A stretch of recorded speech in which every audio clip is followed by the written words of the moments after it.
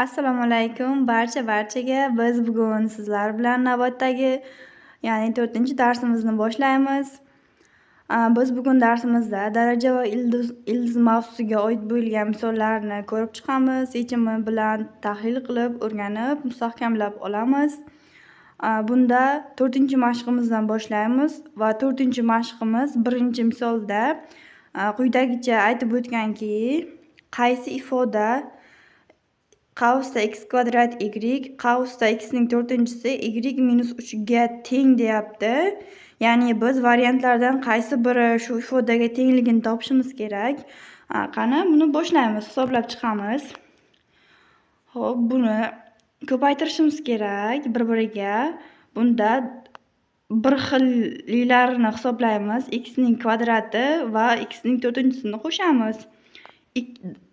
Ko'paytirish bo'lganda o'rtada darajalarimiz qo'shiladi.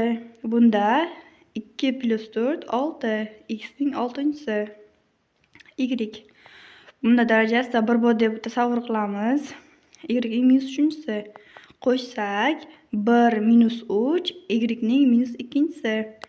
Javobimiz xning 6-si, y-ning minus 2-si. Variantlarda ham xuddi shunaqa berib qo'ygan va javobimiz B kaliti ekan. Keyingi savolimizda quyidagi ifodalardan qaysi biri ildizosi x taqsim 64 ga teng, ya'ni bunda x katta bo'lsin 0 dan degan ekan. Xo'p, buni hisoblab chiqamiz. Ya'ni x taqsim 64 ni ildizosidan chiqarishimiz kerak. Bunda ildizosi x 64 dan 8 chiqadi va ya'ni bu ildizosi x degani bu kvadrat. Mana bu yerda kvadrat bor deb tasavvur qilamiz. Ildizda shunda xning shu 1 taqsim 2-si va taqsim 8. Javobimizda ham C kalitimizda berib qo'ygan. Shunday javob. Keyingi savolimizda qaysi ifoda quyidagi ko'rinishga teng? Buni hisoblab chiqamiz. Yana birinchi misolimizda ko'rib o'tganimizdek, xning 5 taqsim 6 taqsim ko'pinchi ildizda x teng. Bunda ham hisoblab chiqamiz. Bu ildizosidan chiqarsak xning 1 taqsim 3-si va taqsim belgisi bo'lishni bildiradi. Shuning uchun 5 taqsim 6 ayrilgan 1 taqsim 3. Umumiy makhraj bersak 6 bo'ladi umumiy makhrajimiz.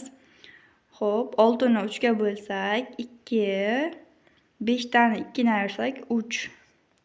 Suratimiz 3 ekan, makhrajimiz 6 va xning 1 taqsim 2-si va javobimiz A kaliti ekan. Keyingi savolimizda ham xuddi shunaqa degan. B 9 taqsim 7 shu qaysi kaltlarga to'g'ri keladi degan.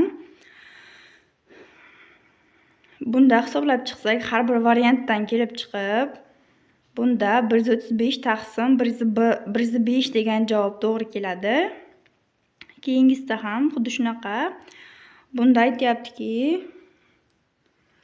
quyidagi ko'paytmaning natijasini toping degan. Buni bir-biriga ko'paytirib topamiz. Birinchi mana shu bilan, mana shu ko'p xat bilan birinchi bu xatni ko'paytirib chiqamiz va o'rtaga albatta ishorasi, ya'ni qo'shish ekan, shu belgisini qo'yamiz va buni ikkinchi xatiga ko'paytirib chiqamiz va hosil bo'lgan yig'indi mana shu ko'rinishda bo'ladi. O'sha aytib o'tilgan ko'paytmamiz shu holatga kelib qoladi. Kaltlarda ham shunaqa keltirib o'tgan, soddalashtirish kerak emas.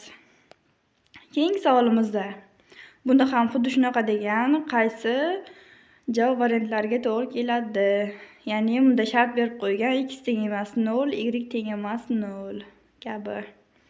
Xo'p, hisoblab chiqsak 8x kvadrat ildizosida berilgan ifodani ildizdan chiqarishimiz kerak. 4 dan 2 chiqadi. Xning 6-si. Bunda xning kubi va y kvadrat. 8 ni 2 ga bo'lamiz 4. Bularni qisqartirib chiqsa ham bo'ladi. Biz shunday yozdik. 4 xning minus 1-si, y ning minus 2-si. Mana shu holat ham to'g'ri, bu holat ham to'g'ri, lekin javob kalitlarimizda kasrlik emas, oddiy ko'rinishda, ya'ni darajasi bor unaqa ko'rinishda keltirib o'tgan va shu javobimiz to'g'ri bo'ladi. Keyingisida, ya'ni 7-savolimizga keldik. Bunda ham aytyaptiki, agar r va s musbat bo'lsa, qaysi ifoda r 6/7, s 3/7 ga teng bo'ladi deyapti. Buni hisoblab chiqamiz. Ya'ni 6/7 va 3/7 deyapti. Bunda darajasida 6 va 3 keladi, qavsda uning 1/7-si. Buni yana ochib chiqsak, mana shu holatga kelib qoladi, mana shu darajaga keladi.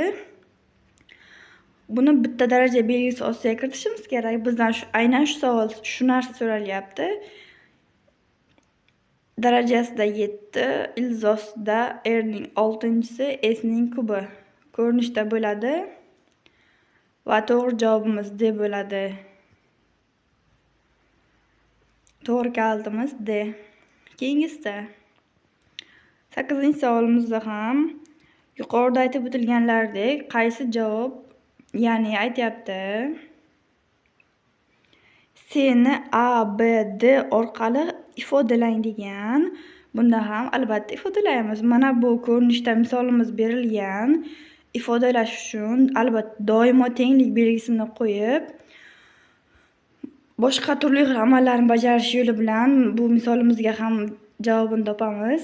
Ya'ni buni bir xil darajaga ko'taramiz, D'ga, D-chi darajaga. Boshqa xil marker bilan yozib qo'yganman, ko'rib turganingizdek.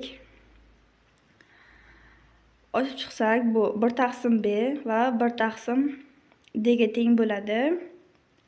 Va shu navbatda bular mana qisqarib ketadi va A D/B teng C ning birinchisi. Ya'ni bu aniqroq bo'lishi uchun C ning birinchisi deb yozib qo'ydim. Javobimiz S barobar A ning D/B-si. To'g'ri javobimiz D ekan. Bularni albatta hammasini ko'rib chiqasiz qayta. Takrorlab, mustahkamlab, tushunmagan joylaringizga kommentariyalarimizni fikr bildirib, so'rab olishingiz mumkin.